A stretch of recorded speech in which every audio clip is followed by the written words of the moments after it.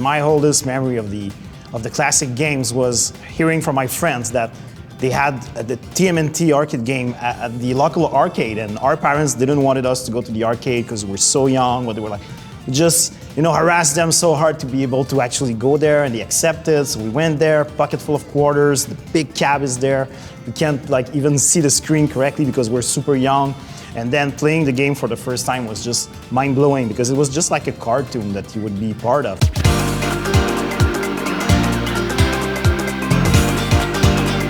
I've worked on a TMNT game before, but it's the first time I work on the 87 version of it, which is the version of TMNT that I grew up with.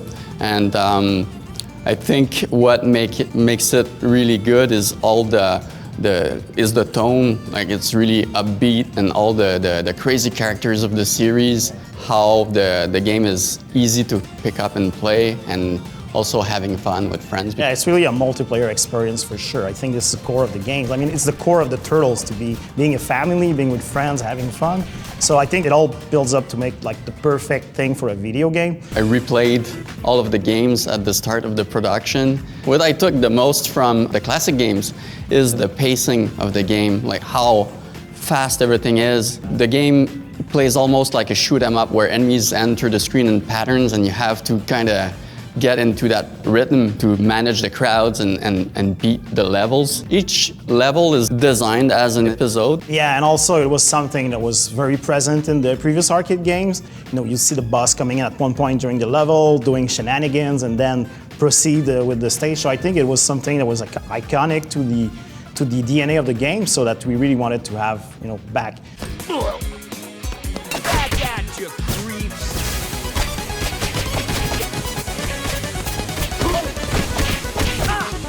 We also wanted the game to have a high skill ceiling, that the players who want to master the game can still improve and get better. I think another way for us to kind of balance the game between retro and modern was to offer two different game modes. So of course you have the classic arcade mode, in which you just jump into the game, you have limited life and credits for continues, and if you run out of them, it's over, it's game over, and there's no extra quarters to save you this time.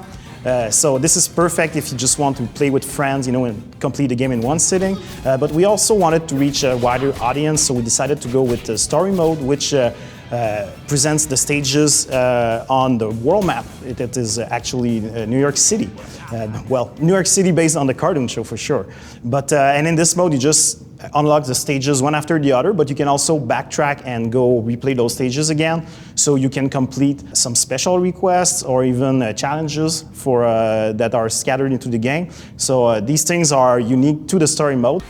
Also, multiplayer is part of the whole DNA of the game itself. So we really wanted to make a multiplayer experience at first. So that means a super easy to jump in, jump out game. So there's you can play locally or online, but the whole game design also supports the multiplayer. So now we finally have some party pizzas. So no more fighting to who gets the pizza or not for the HP points. So everybody gets a slice. But don't worry, we still have some normal pizzas that you will be able to fight for.